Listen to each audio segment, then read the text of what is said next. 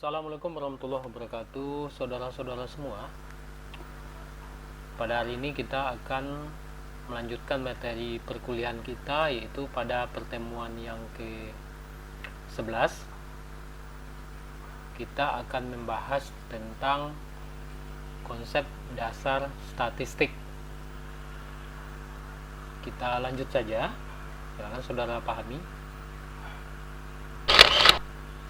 Yang pertama, kita akan membahas tentang sejarah dan pengertian statistik. Statistik muncul pada pertengahan abad ke-20 Masehi. Yang pertama.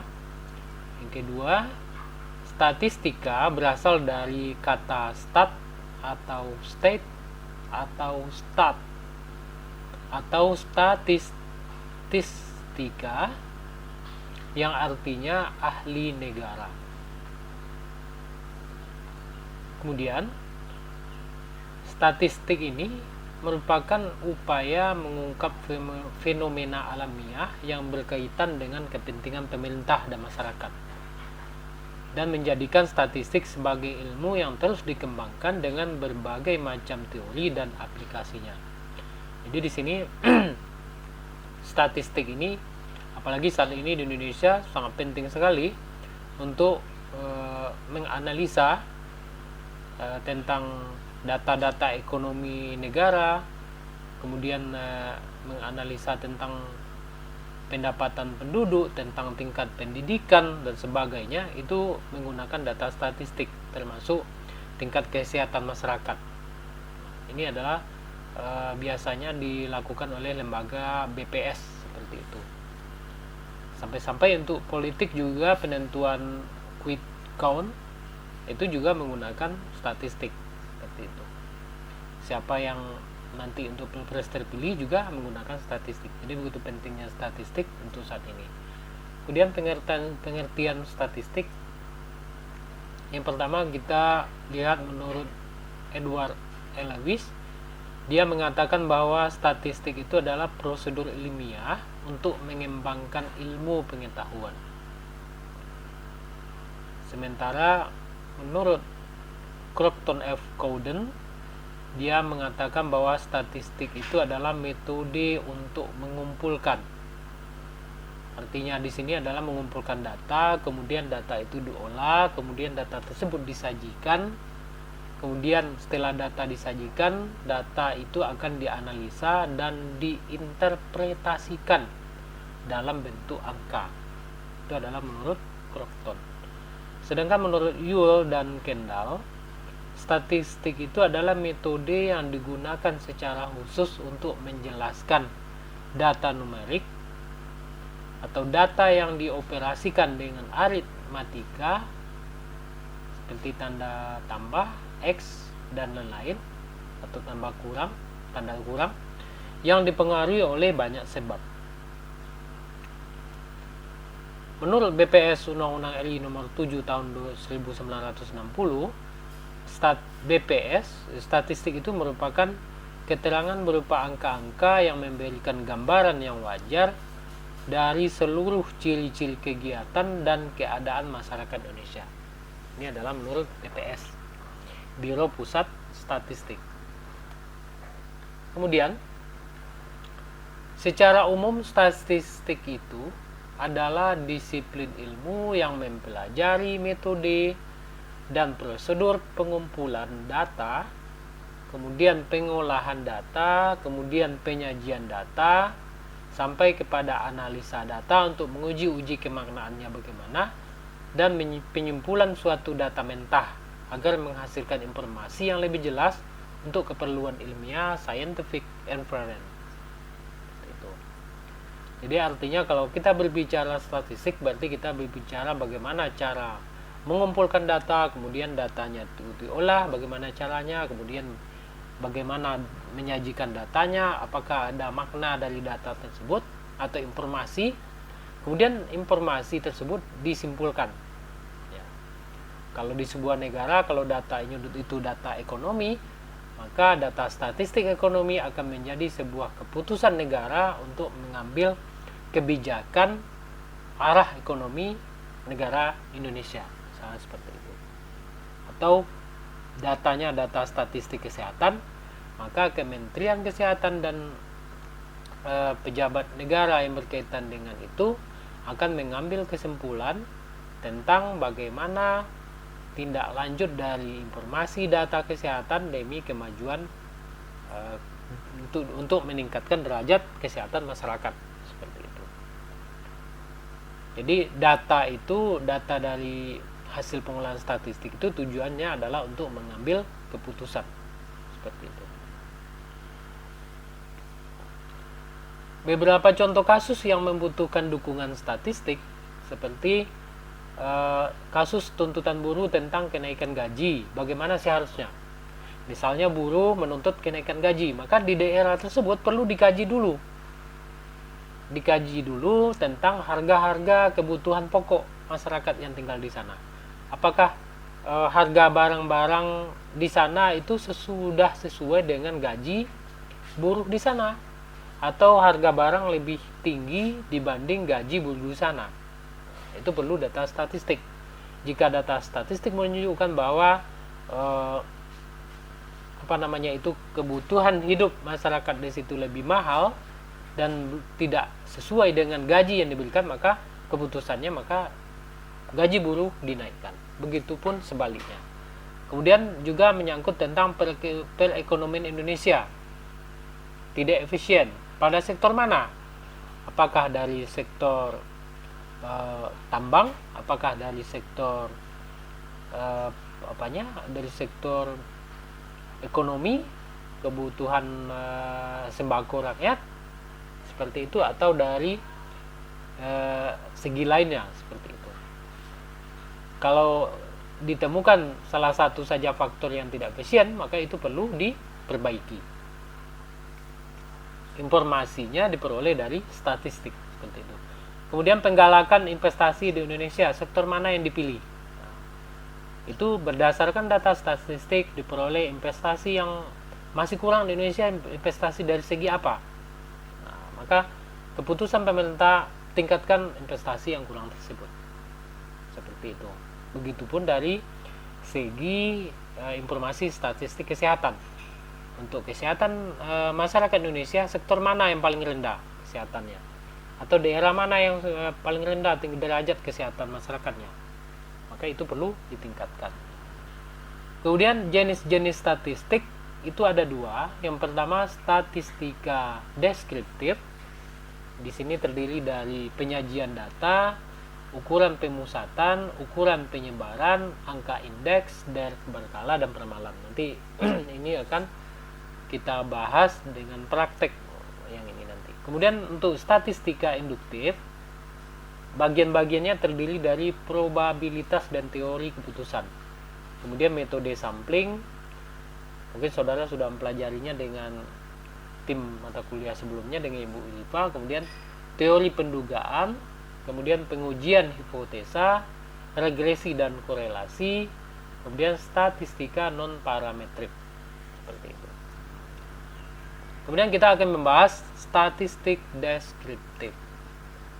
Statistik deskriptif ini adalah metode yang berkaitan dengan mengumpulkan dan menyajikan suatu gugus data sehingga memberikan informasi yang berguna, seperti itu. Jadi kalau bisa dijelaskan di sini, kalau statistik deskriptif ini dia merupakan metode-metode bagaimana cara mengumpulkan data, kemudian bagaimana cara menyajikan data, sehingga data tersebut bisa memberikan informasi yang valid, yang berguna dalam mengambil sebuah keputusan. Ini menurut Walpole tahun 1995. Sementara ilmu statistik yang meliputi teknik-teknik merangkum dan menyajikan data dalam suatu bentuk yang bermanfaat, seperti hasil pengolahan datanya bisa berupa tabel, grafik, atau diagram. Ilmu ini menjelaskan aspek, waktu, dan tempat dari suatu peristiwa yang telah berlangsung.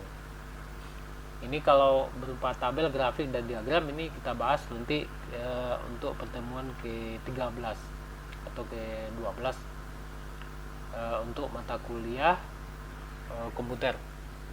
Di sana kita bahas itu untuk SPSS, kita sinkronkan dengan mata kuliah metodologi penelitian dan statistik dasar. Kemudian aktivitas statistik deskriptif. Di sini ada beberapa poin. Yang pertama, aktivitasnya itu adalah mengumpulkan data baik dengan menggunakan kuesioner atau formulir atau dari data sekunder. Kuesioner ini bisa diberikan dalam bentuk kuesioner online seperti yang sudah kita pelajari kemarin, atau dalam bentuk form dibagikan langsung ke masyarakat, atau data sekunder. Data sekunder ini adalah data yang diperoleh dari lembaga yang kompeten yang berhubungan dengan data yang akan kita kumpulkan. Berarti kalau datanya data kesehatan yang kita perlukan, maka kita harus mengambil datanya dari Dinas Kesehatan. Atau jika datanya ada di BPS, Biro Pusat Statistik, juga bisa kita ambil dari sana. Itu namanya data sekunder. Seperti itu. Sementara pengolahan datanya itu perlu ditentukan nilai tengahnya. Min-nya berapa, mediannya berapa, mode-nya berapa. Ini akan kita bahas nanti di praktek. Ini kemudian kita tentukan juga nilai variasi, rank, IQR-nya berapa, kemudian standar deviasinya berapa. Untuk penyajian data itu bisa berupa teks, bisa berupa tabel atau diagram. Analisa data hanya perhitungan nilai tengah, variasi, rate, dan rasio. Ini untuk analisis datanya. Kemudian diinterpretasikan. Kemudian yang kedua, statistik inferensial atau induktif mencakup metode yang berhubungan dengan analisa sebagian data untuk meramal atau menarik kesimpulan terhadap keseluruhan gugus data induknya. Jadi kalau statistik inferensial ini dia hanya sebagian data yang dikumpulkan, kemudian ditarik kesimpulannya untuk semua gugus data, seperti itu. Kemudian penarikan kesimpulan ciri-ciri populasi yang dinyatakan dengan parameternya melalui penghitungan statistik sampel berdasarkan teori estimasi dengan pengujian hipotesis. Seperti itu caranya. Metode mengambil data, teknik sampel atau teknik sampling, itu ada caranya juga, ada rumusnya juga. Kita mengambil sampel dari sekian banyak populasi. Bagaimana teknik mengambil sampelnya. Kemudian pola berpikir yang dipakai dalam inferensi statistik lebih cenderung induksi daripada deduksi. Artinya di sini prosedur yang berkenaan dengan generalisasi dari khusus ke umum. Jadi maksudnya induksi daripada deduksi, berarti dari khusus ke umum. Terbagi dua bagian, yaitu statistik parametrik dan non parametrik. Kita bahas satu-satu. Kalau statistik parametrik ini, prosedur uji inferensial parametrik dibuat dengan asumsi. Yang pertama, data sampel yang digunakan dalam penelitian berasal dari populasi berdistribusi normal atau paling tidak mendekati normal. Ini nanti akan kita bahas ya di SPSS lebih jelas. Pemilihan unit sampel dari populasi dilakukan secara acak. Misalnya kalau kita mengambil data di puskesmas, kalau data acak misalnya dari kita dasarkan dari pengunjung yang datang. Misal pengunjung yang pertama datang, kita ambil datanya. Pengunjung yang kedua tidak, pengunjung yang ketiga kita ambil datanya. Itu cara acak itu artinya. Contohnya seperti itu misalnya.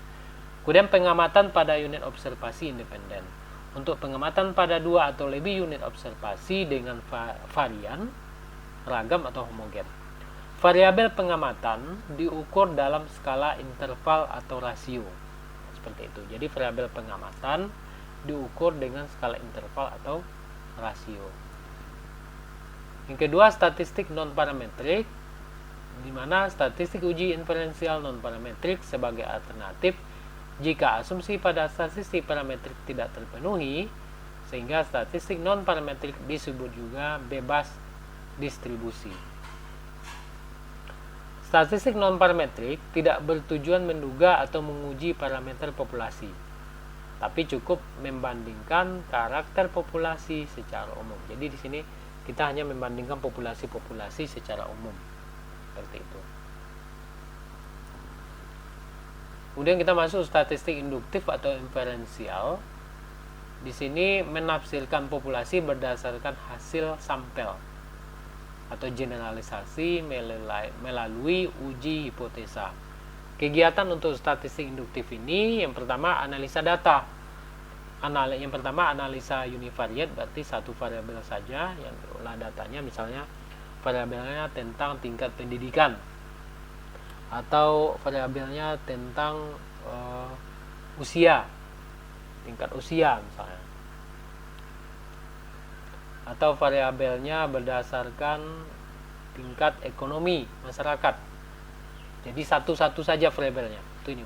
Jadi kalau bivariat itu 2 variabel. Kalau multivariat itu lebih dari 2 variabel. Kalau bivariat contohnya variabel tingkat pengetahuan dengan variabel sikap, misalnya seperti itu. Itu 2 variabel. Bivariat itu.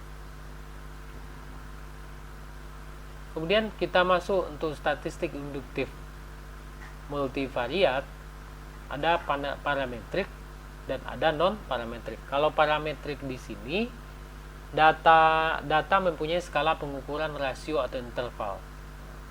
Jadi dia punya skala pengukuran kalau parametrik. Sampelnya jumlahnya itu lebih dari 30. Jadi kalau sampelnya lebih dari 30 itu bisa kita gunakan parametrik. Distribusi data normal. Kalau non parametrik yaitu data mempunyai skala pengukuran nominal atau ordinal, beda dengan parametrik. Jadi jelas ya bedanya ya. Sedangkan sampelnya itu kurang dari 30 kalau non parametrik. Sementara kalau parametrik besar dari 30 sampelnya.